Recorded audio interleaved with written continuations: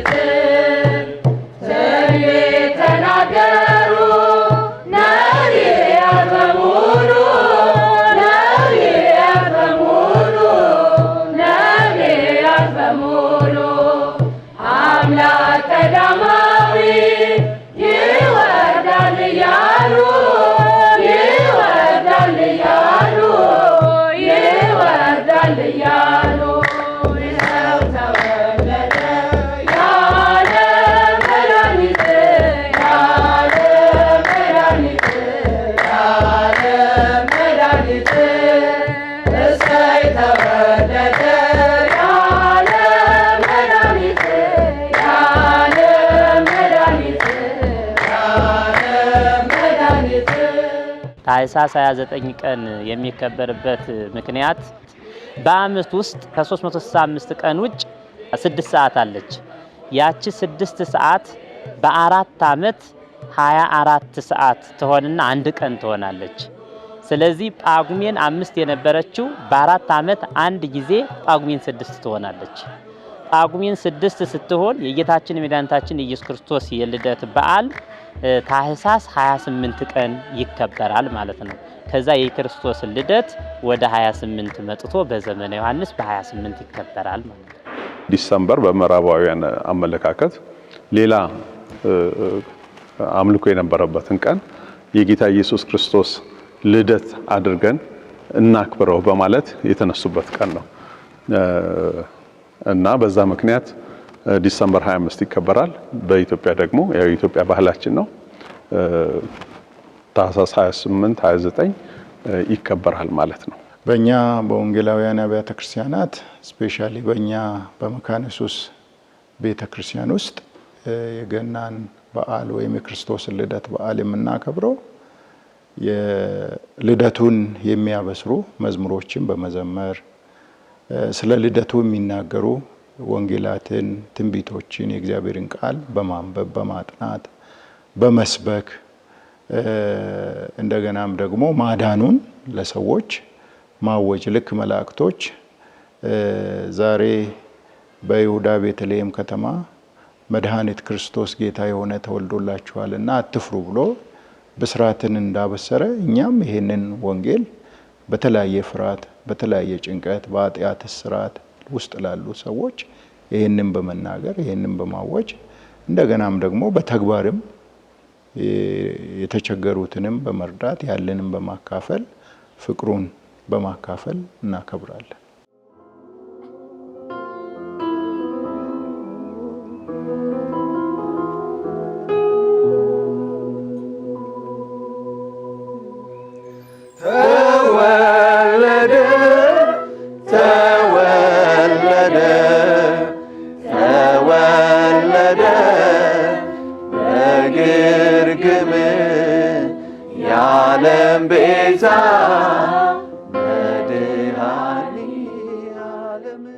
የክሪስማስ ዋሻ ይዘጋጃል። ምንድነው ይሄ? ከወንጌል የተለየ ነገር አይደለም። ወንጌል በፊደል የተጻፈ ነው። ያንን ደግሞ በገሃድ ለማየት ነው። እመቤታችን ቅድስተ ድንግል ማርያምን፣ ቅዱስ ዮሴፍን፣ በረቱን በምን አይነት ሁኔታ እንዳለ ግርግሙን ይዘጋጃል። ሕፃን ኢየሱስ የተወለደበትን በምስል በአምሳያ ይደረጋል። ሌሎቹ እረኞች የነበሩበትን ቦታ ሁሉንም የገና ጊዜ የሚያመለክቱትን ነገሮች ሁሉ በስዕላዊ መልክ ይዘጋጃል። ያው በየቤቱ እንደሚደረግ አንዳንዱ ሰው ዛፍ ያቀርባል፣ ቤቱ ውስጥ ያሳምረዋል ዛፉን ገናን ለማስታወስ ማለት ነው። አንዳንዱ ሰው ደግሞ የገና በረት አሁን አዲስ አበባ ውስጥ እየተለመደ ነው እና እመቤታችን ቅዱስ ዮሴፍ ባሉበት ሕፃኑ በረት ውስጥ ተኝቶ የሚያሳይ ስዕላዊ መግለጫ ይደረጋል። ያ ምን ማለት ነው? ከትንንሽ ሕፃን ጀምሮ ማንበብ ከማይችሉ ሰዎች ከአዋቂዎች የበለጠ ግንዛቤ እንዲያገኙና ቅርብ ሆኖ እንዲሰማቸው ለማድረግ ነው።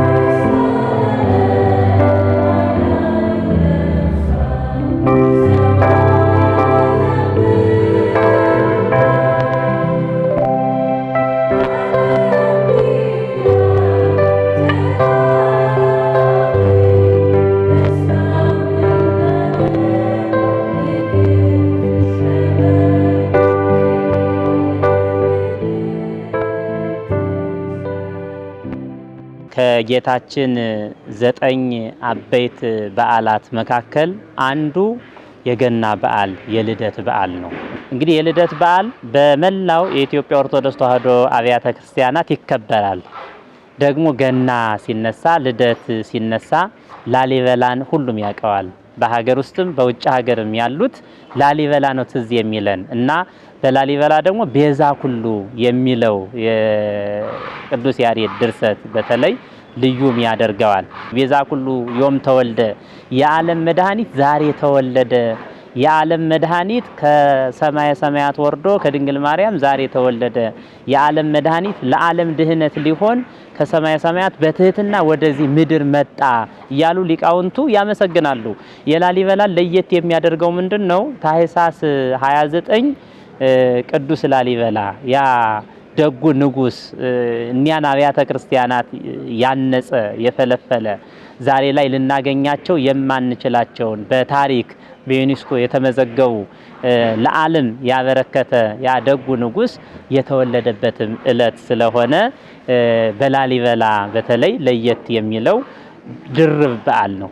ገና እንግዲህ ብዙ ትርጉሞች አሉት። የመምጫው ጊዜ ገናና አምላክን በኃይል መምጣቱን ለማዳን ዓለምን ለማዳን ከፍተኛውን ስራ የሰራበት በመሆኑ ገናና ገና የሚለውን አንድምታ ይሰጣል። ገና የሚለው ቃል ትርጉሙ ገና ቃሉ የጽር ወይም የግሪክ ቃል ነው። ወደ ግዕዝ ሲተረጎም ልደት ማለት ነው። ወደ አማርኛም ደግሞ ልደት ማለት መወለድ ማለት ነው እና ገና የሚለው የልደት ማለት ነው፣ መወለድ ማለት ነው። የገና በዓል ማለት የልደት በዓል ማለት ነው እና ከጌታችን ከኢየሱስ ክርስቶስ ልደት ጋራ አንድ ስለሆነ ቃሉ የገና በዓል ስንል የልደት በዓል ማለታችን ነው። ትርጉሙ ይህንን ነው የሚያመለክተን። ከዚህ ጋር ተያይዞ ብዙ ምስጢራዊ ትርጉም አለው። ለምሳሌ ገና ሲጠብቅ ገና ነው። በአማርኛው ደግሞ ገና እንላለን እና ገና ስንል አሁን መድኃኒታችን ኢየሱስ ክርስቶስ በተወለደበት ሰዓት እረኞች ከብቶቻቸውን፣ በጎቻቸውን፣ ላሞቻቸውን፣ በሬዎቻቸውን ይጠብቁ ነበር እና ይጫወቱ ነበር ጨዋታ። ክርስቶስ ሲወለድ ብርሃን ፈሶ ነበር በዚህ አካባቢ በቤተልሔም እና ጊዜው የመሸ ስላልመሸላቸው ኩሌቶቹ እንሂድ ወደ ቤታችን ሲሉ ኩሌቶቹ ደግሞ አይ ገና ነው ቀኑ፣ ፀሐይ ገና አልመሸም፣ መሽቷል፣ ግን ብርሃን ስለነበረ የክርስቶስ ልደት ለዓለም ሁሉ ብርሃንን ስለሰጠ ገና ነው የሚል ቃልም ተናግረው ስለነበረ ከዚያ ጋራ ገናም ይባላል። እንደገና ሌላ ጨዋታ ደግሞ ታላቁም ታናሹም ባለጸጋውም ድሃውም የሚጫወተው የገና ጨዋታ አለ። ለምሳሌ አባቶቻችን የሚተረኩት አለ በገና ጨዋታ አይቆጡም ጌታ። ማንም ልጅ በገና ዕለት ሲጫወት ቢውል ቢያመሽ ያን ጊዜ በእርግጥ ጊዜውም ስላልመሸ ፀሐዩም ስለሆነ ብርሃኑ ስለፈሰሰ አባቶቻቸውም ልጆቻቸውም እንዴት ነው ዛሬ ያመሻችሁት ብለው አልተቆጧቸውም፣ ቀኑ ገና ስለመሰላቸው ማለት ነው። እና ከዚያ ጋራ ታሪክም ተያይዞ የገና በዓል ማለት የልደት በዓል ማለት ነው። በዚህ በገና በዓሉ ጊዜ የሚዘመር ዝማሬ ይኖራልና ምን አይነት ዝማሬዎች ናቸው የሚቀርቡት? አዎ እንግዲህ ከ100 ዓመት በላይ የቆየ ቤተልሔም ዛሬ ሌሊት ደምቃለች በተአምራት የሚል የተለየ ዜማ አለ። ቤተልሔም ዛሬ ሌሊት ደምቃለች በተአምራት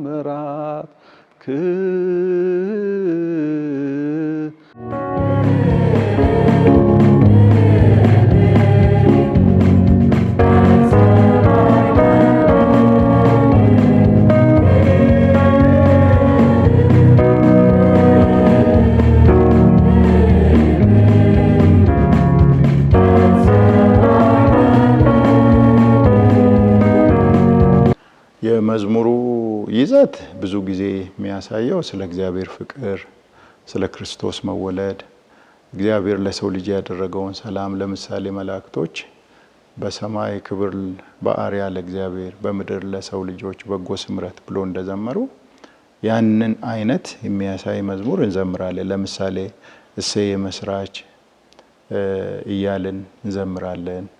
ጌታ ተወለደ እያልን እንዘምራለን። እንደገናም ደግሞ መቸገራችንን አይቶ ወረደልን እያልን እንዘምራለን። ይሄ ክርስቶስ እንግዲህ ኦልራውንድ ሰው ያደረገ በጣም ብዙ ነገሮች አሉትና እነዚህ ሁሉ መዝሙሮች ግን መጽሐፍ ቅዱስ ላይ ስለ ክርስቶስ መወለድ፣ ክርስቶስ ለሰው ያደረገውን ትሕትናውን፣ ፍቅሩን የሚያሳዩ ሲሆኑ በመዝሙርም እሱኑ እናውጃለን። ጌታ አንተ ነህ አምልኮዬ ስግደቴ የሚገባህ፣ ጌታ አንተ ነህ አምልኮዬ ስግደቴ የሚገባህ፣ ጌታ አንተ ነህ አምልኮዬ ስግደቴ የሚገባህ፣ ጌታ አንተ ነህ አምልኮዬ ስግደቴ የሚገባህ። ምስጋና ይብዛ ይብዛ፣ አምልኮ ይብዛ ይብዛ፣ ክብር ይብዛ ይብዛ፣ ውዳሴ ይብዛ ይብዛ። ይሂድ ወደ ላይ አንተ ወዳለበት ላይ የክብር ጌታ አምላክ ሆይ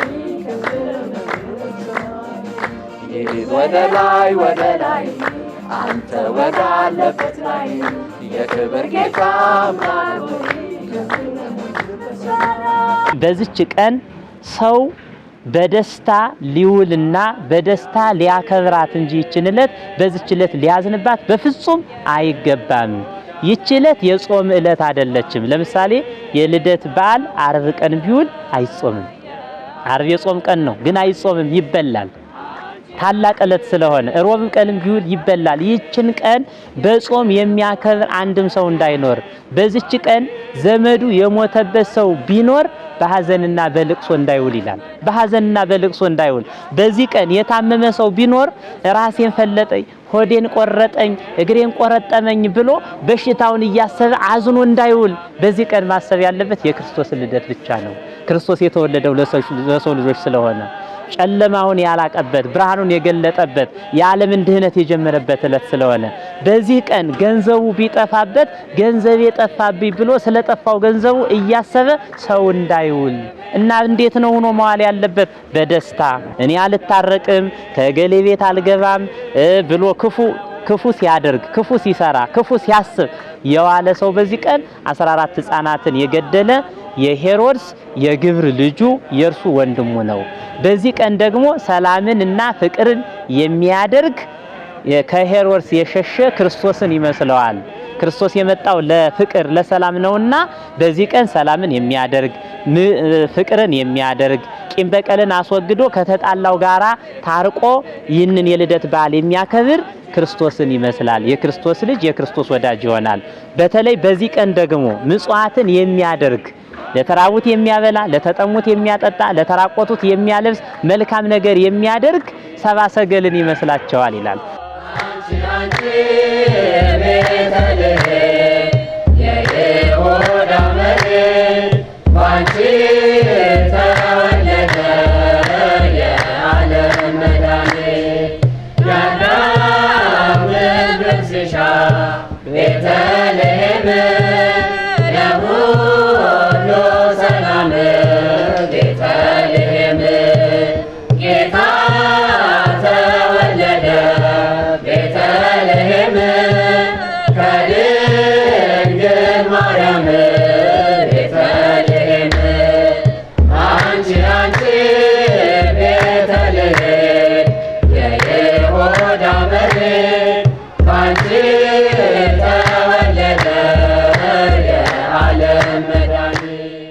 ልደቱ ሁሉን ያሰባሰበ ሁሉን ያቀፈ ሁሉን የሚያስተሳስር ነው እንጂ የሚለያይ አይደለም። ስለዚህ ይህንን እውነት ይዘን በዚህ መንገድ አብረን እናሳልፋለን፣ እንኖራለን።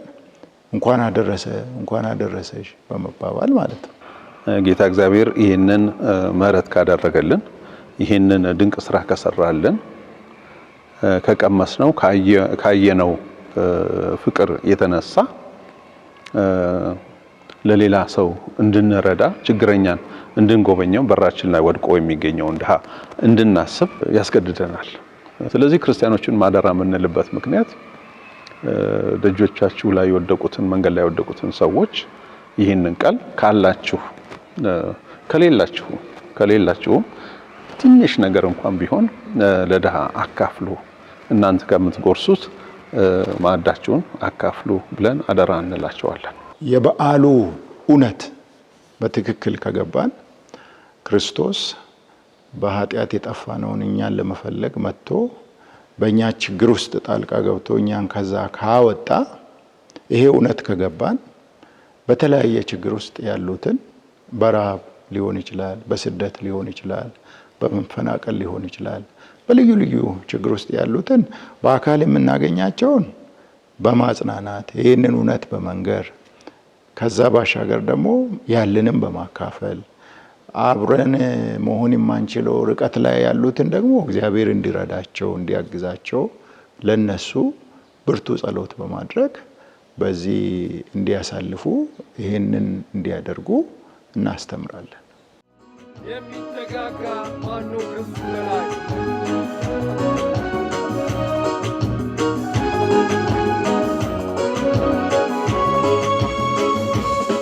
ከእናት ከአባት ከወዳጅም በላይ ሚተጋጋ ማነው ከሱ በላይ? ፍቅር ከሞት እጅግ የበረታች ናት፣ ማዳን በዝቶ ነፍስን ደስ አሰኘሃት። ፍቅር ከሞት እጅግ የበረታች ናት፣ ማዳን በዝቶ ነፍስን ደስ አሰኘሃት። ኦ ፍቅር ነህ አንተ ፍቅር ነህ፣ ኦ ግሩም ነህ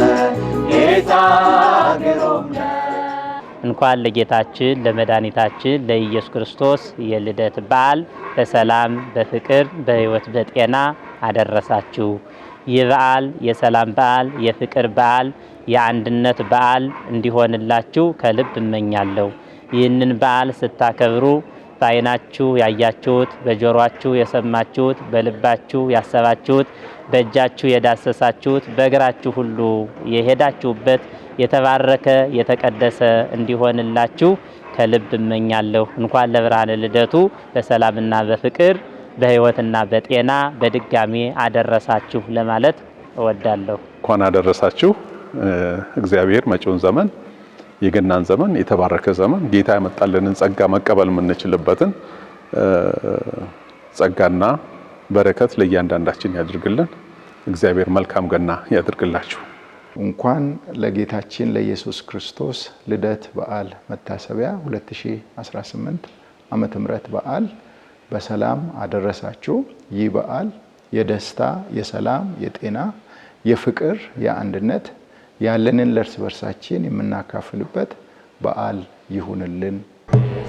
ኩሉ ዓለም ተወልደ ቤዛ ኩሉ ዓለም ተወልደ ቤዛ ኩሉ ዓለም ተወልደ ቤዛ ኩሉ ዓለም ተወልደ ቤዛ ኩሉ ዓለም ተወልደ ቤዛ ኩሉ ዓለም ተወልደ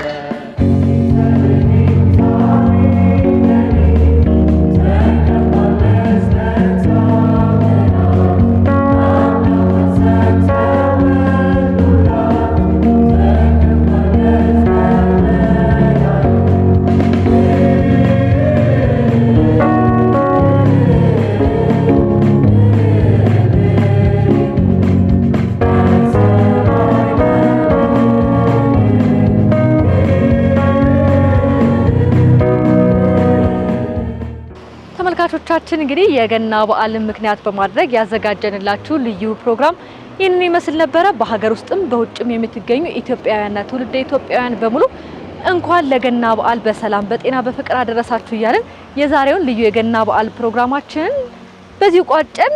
መልካም በዓል ይሁንላችሁ። ጌታ አንተ ነህ አምልኮ ስግደቴ የተገባህ ጌታ አንተ ነህ አምልኮ ስግደቴ የሚገባህ ምስጋና ይብዛ ይብዛ አምልኮ ይብዛ ይብዛ ክብር ይብዛ ይብዛ ውዳሴ ይብዛ ይብዛ ይሄድ ወደ ላይ አንተ ወዳለበት ላይ የክብር ጌታ አምላክ